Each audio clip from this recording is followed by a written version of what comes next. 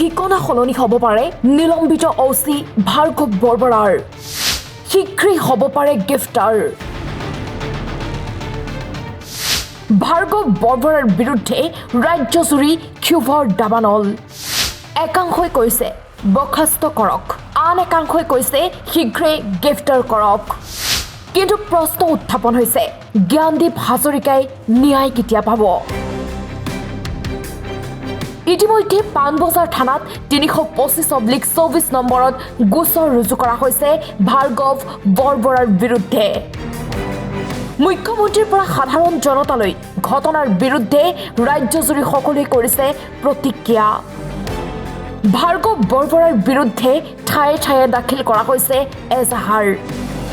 একাংশই উল্লেখ কৰিছে মেধাৱী ছাত্ৰ জ্ঞানদীপ হাজৰিকাৰ লগত অচি ভাৰ্গৱ বৰবৰাই যি ঘটনা সংঘটিত কৰিলে এনে ঘটনা যাতে কেতিয়াও পুনৰাবৃত্তি নহয়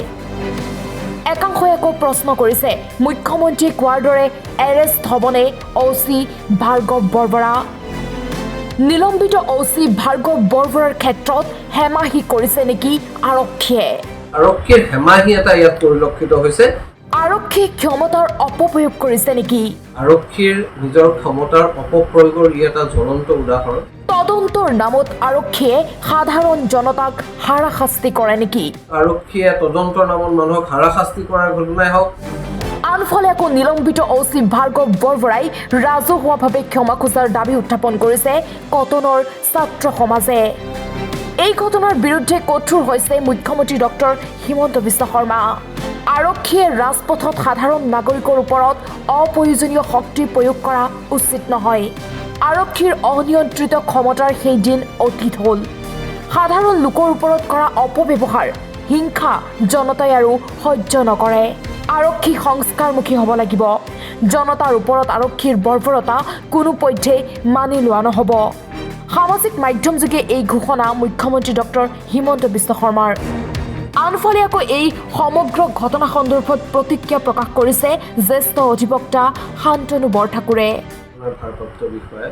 কটন বিশ্ববিদ্যালয়ৰ এজন ছাত্ৰৰ ওপৰত যি ধৰণৰ আপোনাৰ শাৰীৰিক শক্তি প্ৰদৰ্শন কৰিলে আৰু মই ভাবোঁ যে এই ঘটনাটো আমাৰ কাৰণে আমাৰ নাগৰিকৰ কাৰণে এটা অশনি সংকেত সকলোৰে কাৰণে আৰক্ষীৰ নিজৰ ক্ষমতাৰ অপপ্ৰয়োগৰ ই এটা জ্বলন্ত উদাহৰণ আৰু মই এইটোৰ কথাত এফালেদি আমি সুখী হৈছোঁ যে তেওঁৰ বিৰুদ্ধে এটা গোচৰ ৰুজু কৰা হৈছে আৰু ভুক্তভোগীজনৰ আপোনাৰ এজাহাৰৰ ভিত্তিত কিন্তু মই ভাবোঁ যে এই কথাটো হ'ব লাগিছিল যে চৰকাৰে যেতিয়া এটা অপৰাধ হোৱাটো দেশকৈ আৰক্ষী উচ্চতম পৰ্যায়ৰ বিষয়া পৰ্যন্ত দেখিছে যিটোৰ কাৰণে আপোনাৰ DGP মহোদয়ে তেওঁক ছাছপেণ্ড পৰ্যন্ত কৰিছে তেনেকুৱা সময়ত মই ভাবোঁ যে আৰক্ষীয়ে নিজেই তথাতৈয়াকৈ এটা গোচৰ ৰুজু কৰাটো জৰুৰী আছিল সেই কামটো নকৰিলে মই ভাবোঁ যে আৰক্ষীৰ হেমাহি এটা ইয়াত পৰিলক্ষিত হৈছে সেই কথাটো এটা মানে খুব ভাল কথা নহয় বা সেই কথাটো আমি খুব সঠিক কথা বুলি নাভাবোঁ দ্বিতীয়তে যিটো কথা গুৰুত্বপূৰ্ণ এই কথাটোত আমি এটা কথা ভাবিব লাগিব যে এই যিটো ঘটনা ঘটিল ভাৰ্গৱ বৰবৰা নামৰ আৰক্ষী বিষয়াজনে ঘটালে এই গোটেই ঘটনাটোক আমি এটা বিক্ষিপ্ত ঘটনাৰূপে চালে নহ'ব এই ঘটনাটো যোৱা সময়ছোৱাত অসমত যি ধৰণৰ আৰক্ষীৰ শক্তিৰ অপপ্ৰয়োগৰ ঘটনা আমি দেখি আছোঁ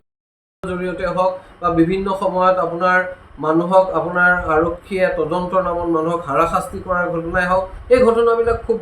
ব্যাপকভাৱে ঘটিবলৈ লৈছে আৰু এই ঘটনাবিলাক এই ব্যাপকভাৱে ঘটি থকা ঘটনাবিলাকৰ ক্ষেত্ৰত চৰকাৰ বা আৰক্ষীৰ শীৰ্ষ পৰ্যায়ৰ বিষয়াসকলে যিহেতুকে কোনো ধৰণৰ কাৰ্যকৰী পদক্ষেপ গ্ৰহণ কৰা নাই সেইকাৰণে আৰক্ষী বিষয়াসকলৰ মাজত এই সাহস বৃদ্ধি পাইছে যে আমি এনেকুৱা কাম কৰি থাকিলেও আমাৰ একো নহয় আজি আপোনালোকে চাওক যে অসমত ঘটি থকা এই বিলাকক বিলাকৰ কথা আমি বাৰে বাৰে কৈ আছোঁ যিবিলাকৰ দ্বাৰা এজন অভিযুক্ত কোনো ধৰণৰ দোষী আইন আদালতৰ জৰিয়তে দোষী প্ৰমাণ নকৰাকৈ আপোনাৰ কোনোবাই তাৰ কাৰণে আপোনাৰ